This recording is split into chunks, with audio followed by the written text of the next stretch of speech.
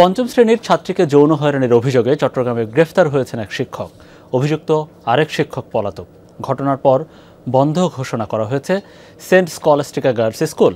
এক দফা প্রতিবেদন জমা দেওয়ার পর আবারও গঠিত হয়েছে তদন্ত কমিটি। অভিযুক্ত শিক্ষকদের দৃষ্টান্তমূলক শাস্তি চেয়েছেন ক্ষুব্ধ অভিভাবকরা।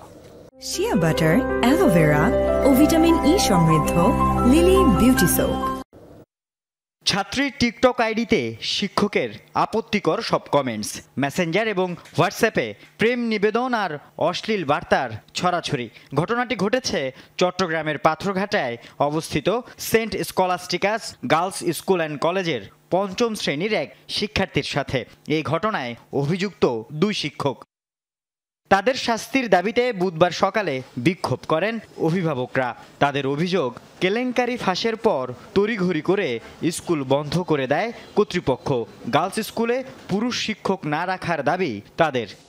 আমরা তো একটা সেফটির জন্য স্কুলে ভর্তি করিয়েছিলাম, একটা রেপুটেশন ছিল স্কুলটাতে, কিন্তু এখন তো দেখলাম ওই ধরনের ওইটা তো সম্পূর্ণই এখন কি আমাদের আতঙ্কের কারণ হয়ে দাঁড়ালো। মেয়েদেরকে এখানে দিচ্ছে একটা সেফটির জন্য। তো আমাদের প্রত্যেকের অভিভাবকের জোর দাবি সেটা হচ্ছে এখানে যতই টিচার থাকবে সবগুলা মহিলা টিচার থাকুক এবং পুরুষ যারা টিচার আছে এদেরকে যাতে না রাখে।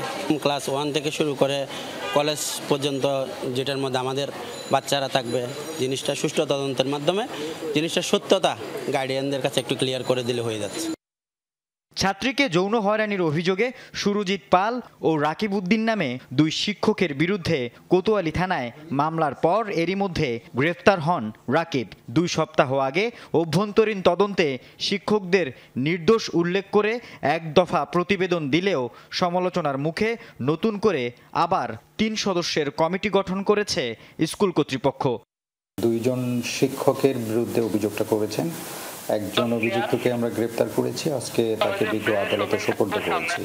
আর একজন পলাতক আছে, আমরা মামলাটি তদন্তাধীন, এটা তদন্ত করে পরবর্তী ব্যবস্থা নেওয়া হবে। 3 সদস্য বিশিষ্ট তদন্ত কমিটি, এটা চলমান, কাজ চলছে।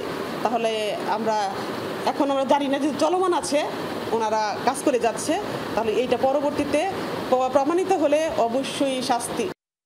অভিযুক্ত 2 শিক্ষক আগের তদন্ত কমিটির কাছে দাবি করেছেন উভয়ের ফেসবুক অ্যাকাউন্ট ফেক। তবে এর আগেও স্কলাস্টিকার এক শিক্ষার্থীর অভিযোগের প্রেক্ষিতে শিক্ষক সুরজিৎ পালকে সাময়িক বরখাস্ত করা হয়েছিল বলে দাবি শিক্ষার্থী ও অভিভাবকদের। আল আমিন শিকদার, যমুনা নিউজ, চট্টগ্রাম।